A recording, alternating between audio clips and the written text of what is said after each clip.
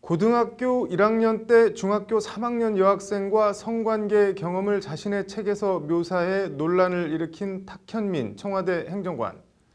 탁현민 행정관이 이 논란과 관련해 여성신문사를 상대로 낸 명예훼손 손해배상 소송 첫 재판이 오늘 서울중앙지법에서 열렸습니다.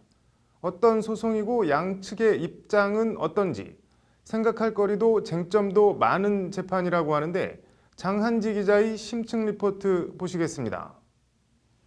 탁현민 청와대 행정관이 지난 2007년에 쓴 말할수록 자유로워지다라는 책입니다. 이 책에서 탁 행정관은 자신의 첫 경험에 대해 고등학교 1학년 때 1살 아래 경험이 많은 애였고 내가 좋아하는 아이가 아니었기 때문에 부담이 전혀 없었다고 썼습니다. 글을 친구들과 공유했다는 표현도 나옵니다. 지난해 5월 탁현민 행정관이 청와대에 들어가면서 이 책은 여성 비하 논란을 낳았습니다. 논란이 커지자 탁 행정관은 전부 픽션이라고 해명했습니다. 논란이 계속되던 지난해 7월 여성신문에 호주에 사는 한 30대 여성의 기고문이 실립니다. 16살 때 사랑해서 2살 연상 남성과 성관계를 가졌는데 이후 이 남성의 친구들로부터 성폭행을 당했다는 내용입니다.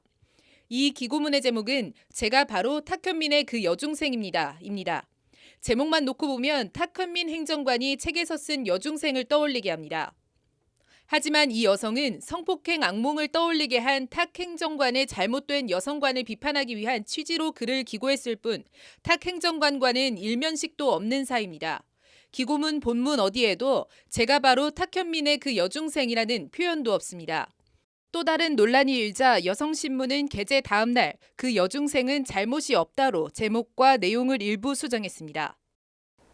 하지만 원문은 이미 SNS 등을 통해 일파만파 퍼져나갔고 탁 행정관은 허위 보도로 명예가 훼손됐다며 여성신문사를 상대로 3천만 원의 손해배상을 청구하는 소송을 냈습니다. 오늘 서울중앙지법에서 열린 첫 공판.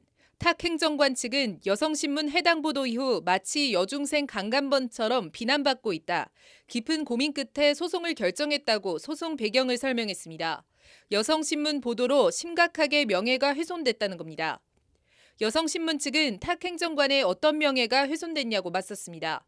기고문을 읽어보면 탁 행정관의 그 여중생이 아님이 명백해 명예훼손에 해당하지 않는다는 논리입니다.